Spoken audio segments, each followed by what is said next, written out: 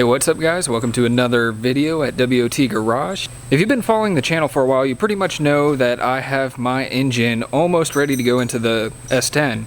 As you can see, I have the S10 sitting behind me. It's been sitting like this without an engine for a couple months now, and it is finally time to start messing with it. So I haven't done anything with it since we pulled the 4.3 out, and it's really nasty, dirty. I have the pressure washer out, so if you look, I have the pressure washer out, and I'm gonna pop it open, pressure wash the whole engine bay, and start doing some stuff to get it ready for the engine to sit in.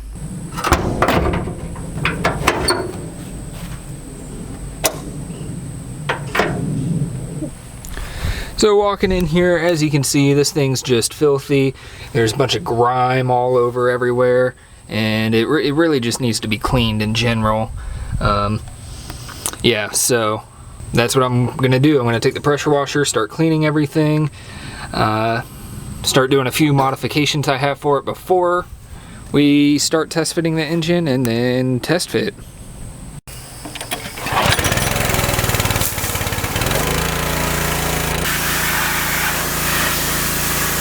Okay, so after the first round of pressure washing, this is what the engine bay looks like now.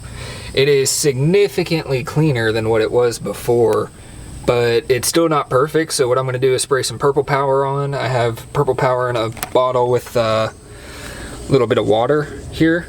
Just spray it down, try degreasing everything, and get it a little cleaner than that.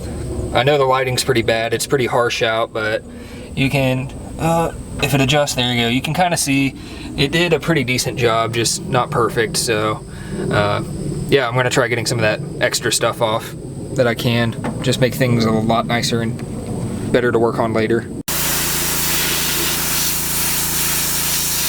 And here we go, just got done pressure washing it for the second time, and a lot more stuff came off. It looks a heck of a lot better. Got up the firewall some, tried not getting into those fuel lines right there, and yeah, came out pretty decent, I'd say. Definitely not bad. It's definitely better than what it was as well. Especially here, this is one of the areas that we're gonna have to cut. You gotta notch the frame here when putting the LS in, because the AC compressor will interfere here. Unless you go with a high mount AC compressor, so that's going to be one of the things that we're going to have to modify when we start doing the test fitting of the LS. But yeah, I mean, overall everything looks pretty good. Also, I would suggest not doing this on top of grass. That kind of just ruined the grass here, so not great on that part, but everything else, it looks pretty good. Alright, so we're back out for a second day. Couldn't finish at least getting it painted yesterday. I had to go out and buy more paint and whatnot, but yeah, so I'm getting ready to at least paint some of this, some of the raw stuff that is left. And as you can see, just over the night it has started getting some surface rust on there. I'm gonna have to go in there and sand that down a little bit. I'm not gonna go too hard in it. I'm not really that worried about it, but I will get it down some, and then take just a can of spray paint, spray it all black, get it all protected.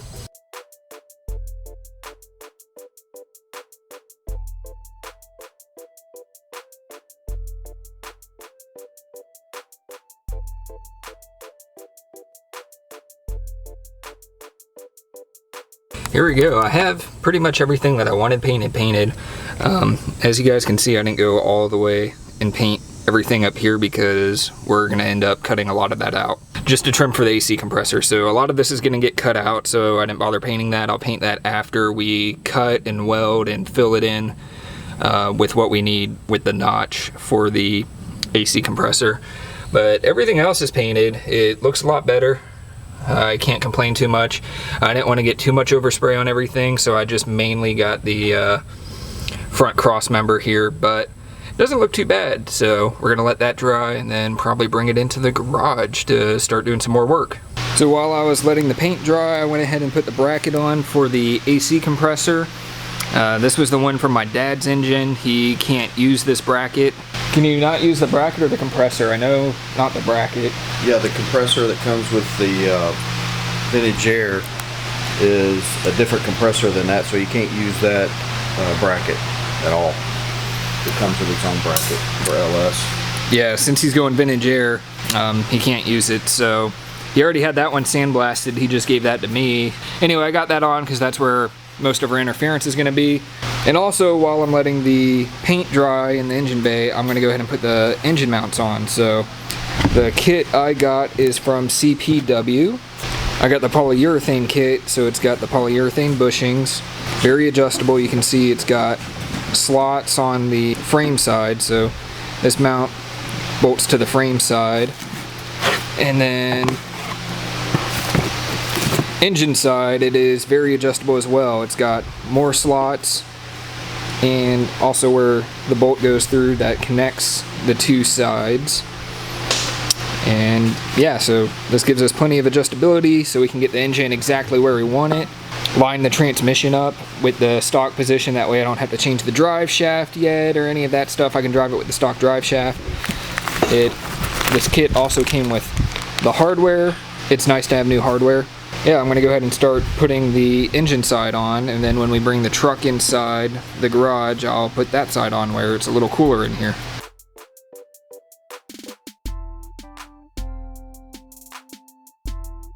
Alright, and I'll do the same thing for the other side. Alright, so same thing, driver's side, front. Go ahead and turn it around, have the arrow pointing to the left.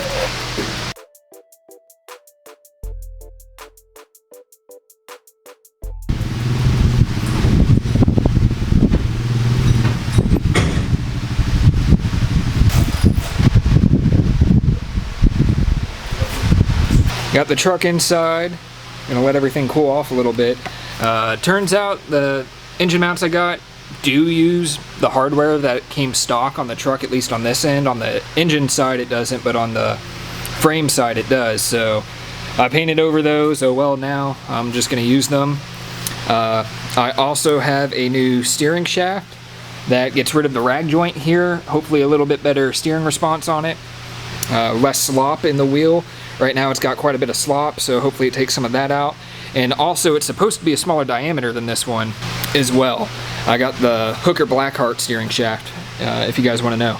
But goals are today are to put the engine mounts on here, possibly change that out. I don't know if we're going to change that out yet, like I previously mentioned.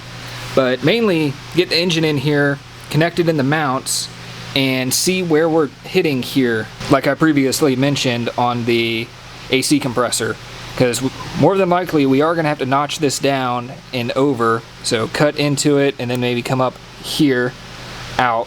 We'll have to see. I mean, that's why we're test fitting it, but that is the goal for today.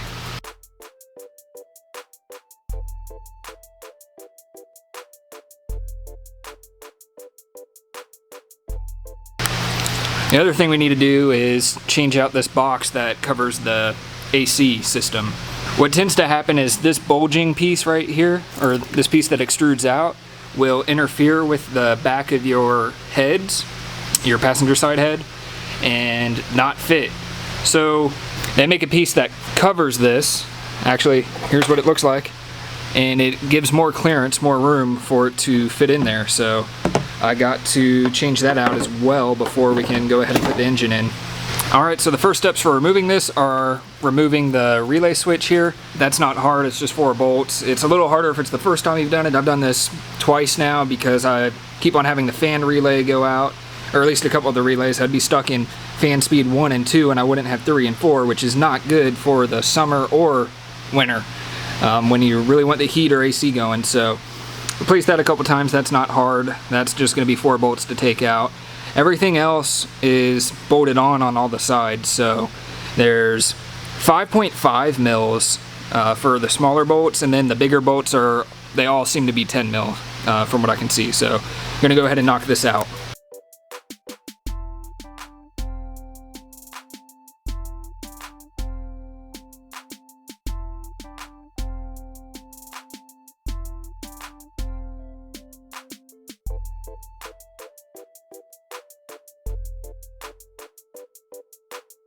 Alright, so the instructions say take all the seals off.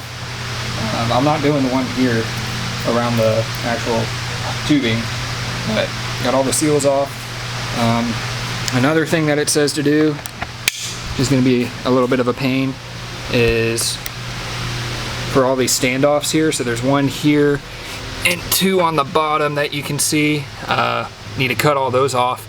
Well, that back one there, that's gonna suck because I stripped the bolt out on that one. So what I might try doing is cutting the plastic around and seeing if I can get some vice grips in there and twist that stud out, or bolt. Technically it's a bolt, but it's a stud at the moment. Alright, so to take these little standoffs off, I'm going to just use a Dremel and cut them off.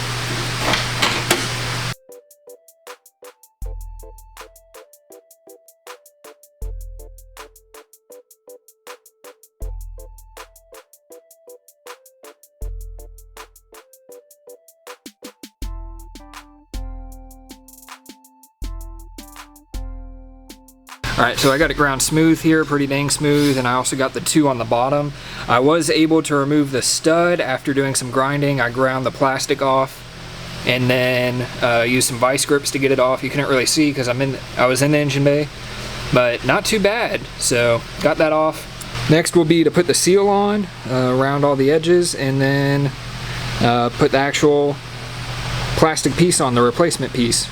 Alright, so I went ahead and put the fan resistor switch on. As you can see, it's on. I did have to do some trimming, as you can see. It was a very tight fit. The holes wouldn't line up on the other side, so I went ahead and made sure that, or I went ahead and trimmed it with the Dremel so that I could get this to fit, and I got it to fit. I don't know if it's just because it's an aftermarket resistor switch, or if that's just how it is. I would assume it's just because it's an aftermarket, but I don't have an OEM one to find out if that's the reasoning.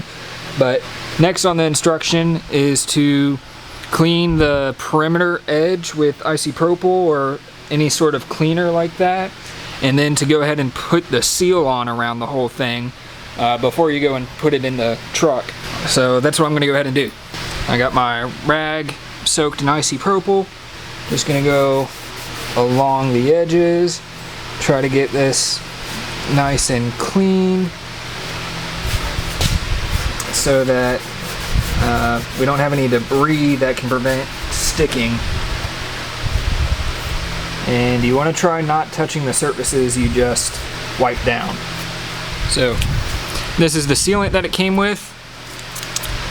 Really not much to it, just a roll of, I don't even know what it is, but it's just some sort of gooey sealant.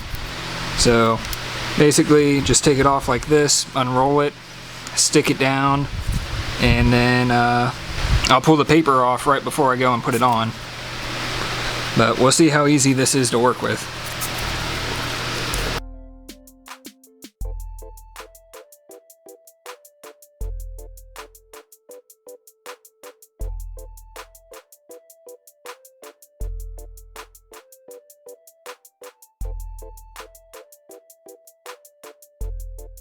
Alright, so I have just wrapped the whole perimeter with this sealant, and it looks pretty good.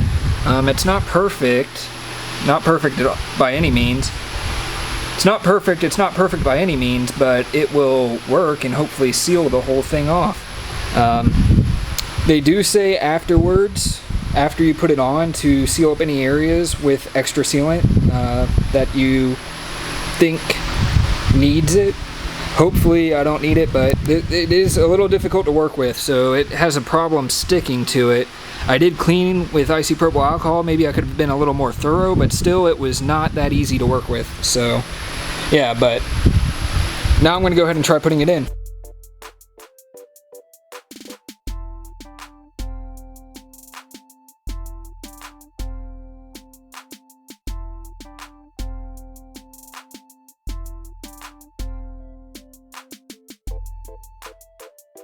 As you guys can see, I have everything started. I'm gonna go grab more sealant and push more under it while it's still loose. I have every bolt in here loose so I can fit more sealant in under the gap, and that's exactly what I'm gonna do because I'm pretty sure it got moved around when I put a lot of it in there. All right, got more sealant. Just gonna try cramming it up in there all the way around really, and then I'll tighten everything down and it'll be done.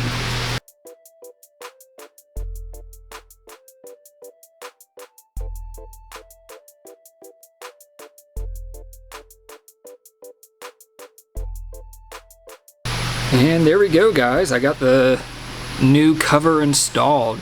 It's a pain in the butt, the seal is. Everything else really isn't that bad. It's that seal that's the main thing. Here, I can go ahead and plug this back in for the resistor. There we go, bam. But yeah, so hopefully that gives us the more clearance that we need to put the engine in. Yeah, I mean, that's pretty much all I gotta say. I got it in there. It looks a lot better just because it's all fresh plastic, but yeah, so it says hooker right there. Got the resistor in up there, got it plugged in. As you just saw, I plugged it in, and yeah, hopefully this gives us enough room for the LS when we go to put it in here. Alright guys, I'm going to go ahead and cut the video off here. We made a lot of progress on the truck in this video, and there's a lot more to come. Originally I was planning on this video to have more content in it, but I didn't want to do another 30-minute video, so I went ahead and cut it off here. Here's a little insight into what we have in store in the future. So if you want to see everything we do to this S10, don't forget to subscribe, like, and comment, and I'll see you in the next one.